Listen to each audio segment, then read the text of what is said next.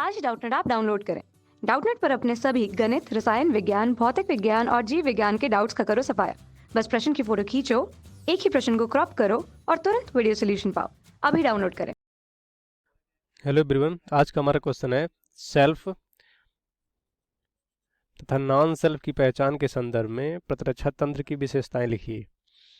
तो हम सबसे पहले समझ लेते हैं कि प्रतिरक्षा तंत्र होता क्या है। ठीक है, अब समझते हैं इसे क्या होता है, लिख के समझते हैं। हमारे शरीर में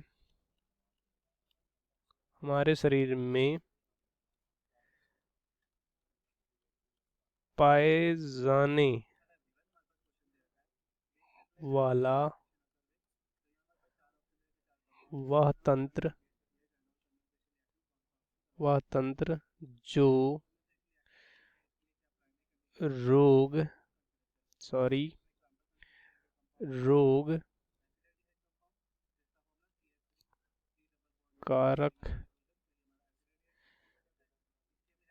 जीवों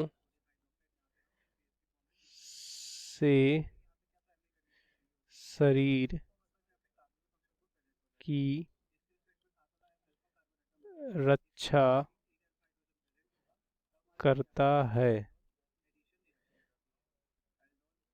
उसे हम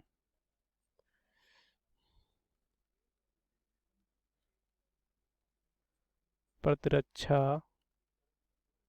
तंत्र कहते हैं। ओके, तो ये है मतलब हमारे शरीर में पाए जाने वाला वह तंत्र जो रोग कारक जीवों से हमारे शरीर की क्या करता है, सुरक्षा करता है, उसे हम क्या कहते हैं, प्रतिरक्षा तंत्र। अब सबसे पहले हम समझ लेते हैं कि सेल्फ और नॉन सेल्फ की पहचान कैसे करेंगे।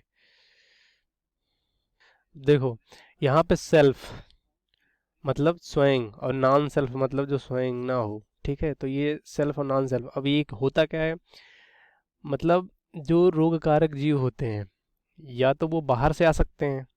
ठीक है, तो जो बाहर से आते हैं उसे नॉन सेल्फ कहते हैं, और वे रोग कारक जीव या सूक्ष्म जीव जो हमारे शरीर में ही बनते हैं उसे हम क्या कहते हैं, सेल्फ।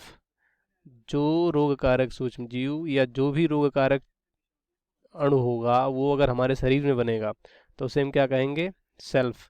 और जो भी रोग कारक अणु होगा अगर वो शरीर से बाहर से आ रहा है तो उसे क्या कहेंगे, नॉन सेल्फ कहेंगे। ठीक है,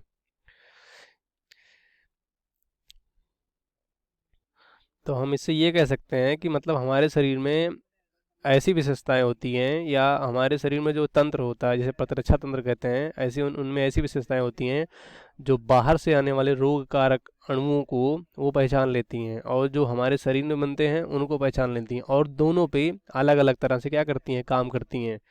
और हमारे शरीर में जितने भी तरह के कोशिकाएं पाई जाती हैं जो प्रतिरक्षा तंत्र में सहायता करती हैं, वो उनमें अलग अलग तरह से उन पे अपना काम करती हैं।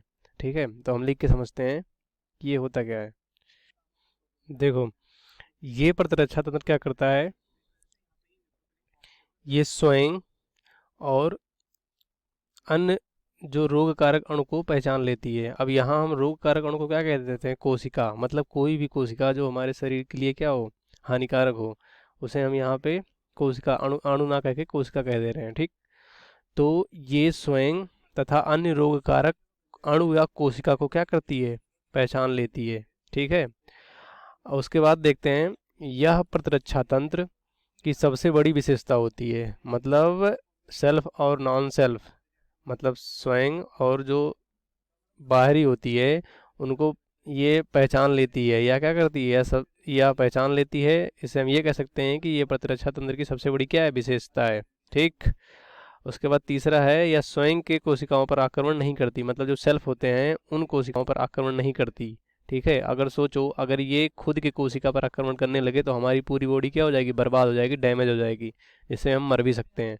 तो ये स्वयं की कोशिकाओं पर आक्रमण नहीं करती तथा बाहरी कोशिकाओं पर क्या करती है, आक्रमण करती है और उन्हें नष्ट करती है। अगर ये ना करे तो हम हमेशा बीमार ही रहेंगे।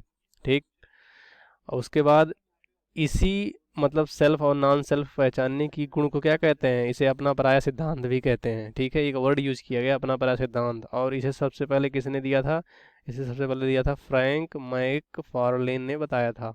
सेल्फ और नॉन सेल्फ सिद्धांत को किसने बताया था? सर फ्रैंक मैकफार्लेन ने बताया था। ठीक है, अब देखो, अब अगर ये ना हो तो क्या हो सकता है? देखो, ये ना हो तो ना तो हमारे शरीर में कोई रोग ठीक होगा और ना ही हम कभी स्वस्थ रहेंगे, हम हमेशा बीमार रहेंगे। ठीक है, ये ये जो सेल्फ और नॉन सेल्फ पहचानने का जो गुण होता है हमारी प्रतिरक्षा तंत्र में, ये बहुत ज़रूरी है शरीर के लिए। इसी वजह से देखो, जब हम प्रत्यारोपण, जैसे जो ट्रांसप्लांट होता है, ऑर्गन, हार्ट ट्रांसप्लांट और जितने भी ऑर्गन, हमारे अंग हमारे शरीर में प्रत्यारोपित होते हैं, वो इसी सिद्धांत पे काम करता है। ठीक, जैसे अगर हम किसी किसी भी आदमी का, मान लो कोई आदमी है और उसमें कोई आर्गन, मतलब जो अंग है वो खराब हो गया, जैसे मान लो हार्ट खराब हो गया, हृदय खराब हो गया। ठीक, तो हम क्या करेंगे, दूसरे दूसरे आदमी के हृदय को उस आदमी में लाके लगाएंगे, यानी प्रत्यारोपित करेंगे। तो सबसे पहले क्या करना जरूरी होता है? सबसे पहले ये जरूरी होता है कि हम उस आदमी जिससे हम हृदय ला रहे हैं, उस आदमी का जो ब्लड ग्रुप होता है, यानी जो खून का वो होता है, समूह होता है, उसको हम मिलाते हैं जिसमें लगाना होता है उससे। अगर वो मैच कर गया तो हम लगा देते हैं, नहीं मैच किया तो हम नहीं लगाते। क्यों नहीं लगाते? क्योंकि उस आदमी के जो जो ब्लड ग्रुप होता है, उस आदमी के ब्लड ग्रुप के अगेंस्ट क्या बनता है? हमारे बॉडी में एंटीबॉडी बनता है। ठीक, तो एंटीबॉडी अगर उस आदमी के अगेंस्ट बनेगा और अगर वो दोनों आपस में मैच नहीं करेगा, तो वो क्या करेगा, उस वो जो जो ग्राही है उसकी बॉडी क्या करे, पूरी तरह से बर्बाद हो जाएगी, कोलैप्स कर जाएगी। इसीलिए ये जरूरी होता है कि जब हम प्रत्यारोपण करते हैं तो ब्लड ग्रुप का मिलना बहुत जरूरी होता है। कक्षा 6वीं से 12वीं से लेकर नीट, आईआईटी, जेई वो एडवांस के लेवल तक 1 करोड़ से ज्यादा छात्रों का भरोसा। आज ही डाउनलोड करें डाउटनेट ऐप या व्हाट्सएप करें अपने सारे डाउट्स 8400 400 400 पर।